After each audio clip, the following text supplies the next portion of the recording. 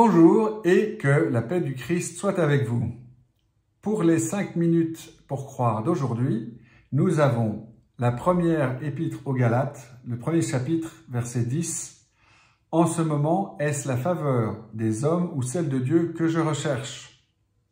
Mon dessein est-il de complaire aux hommes?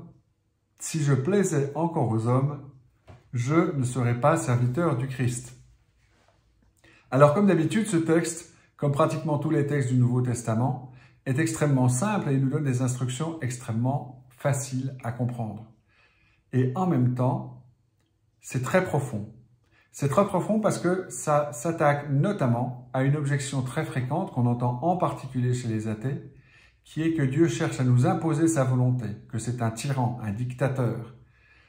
Et j'écoutais récemment une vidéo d'un ancien sataniste devenu prêtre qui expliquait cette tentation, qui disait qu'on lui avait présenté Lucifer comme un être suprêmement intelligent qui cherchait simplement à libérer les hommes en leur donnant la connaissance. Et c'est exactement de cette façon que le péché originel est présenté dans les premiers livres de la Genèse, les premiers chapitres de la Genèse. Satan ne dit pas qu'il va conduire les hommes à la mort et au péché. Il dit qu'il va leur donner la connaissance du bien et du mal, une connaissance supplémentaire. Donc ce texte des Galates est très profond parce qu'il nous dit, attention, cette intelligence humaine, cette faveur des hommes, eh bien, c'est de ça qu'il faut que je me détourne. Il faut que j'y préfère le fait de plaire à Dieu. Plaire à Dieu, lui obéir par amour. Je veux séduire Dieu, je veux essayer de lui présenter la meilleure version de moi-même que je puisse. Parce que Dieu m'aime, parce que tout ce qui est bon en moi, c'est lui qui l'a voulu.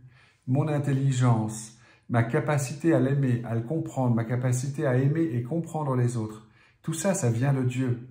Mais en même temps, c'est en moi pour que j'avance, pour que je recherche. Le mot qui m'a vraiment touché dans cette parole, c'est que je recherche. L'amour de Dieu, c'est une recherche, c'est un mouvement perpétuel. Et c'est pour ça qu'on peut envisager une éternité à contempler Dieu.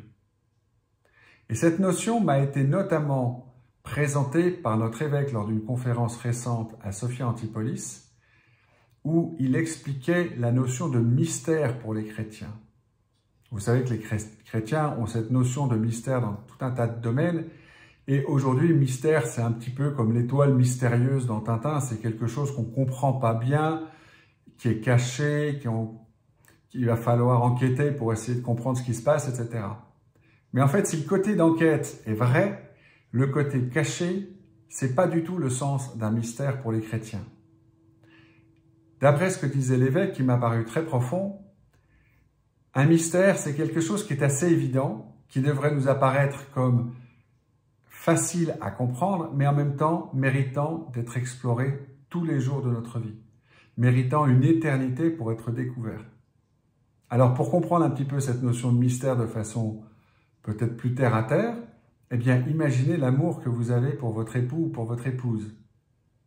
L'amour que j'ai pour ma femme reste un mystère pour moi. Il me faudra une éternité pour la comprendre. C'est simplement impossible d'en faire le tour en 1 jour, 2 jours, 10 ans, 20 ans.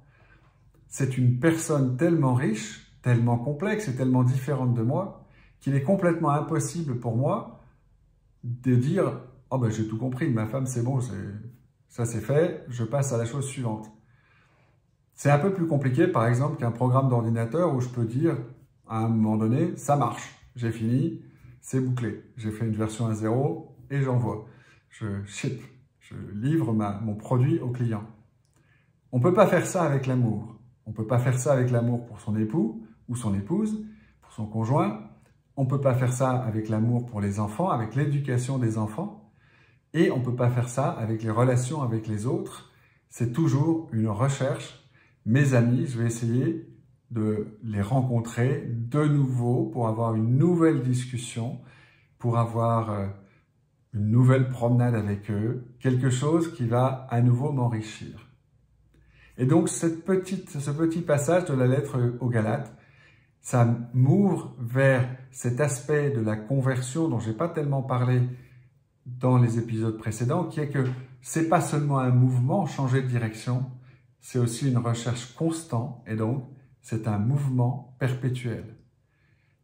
Voilà, donc j'espère que ça va vous inciter à réfléchir jusqu'à demain et je vous souhaite une excellente fin de journée.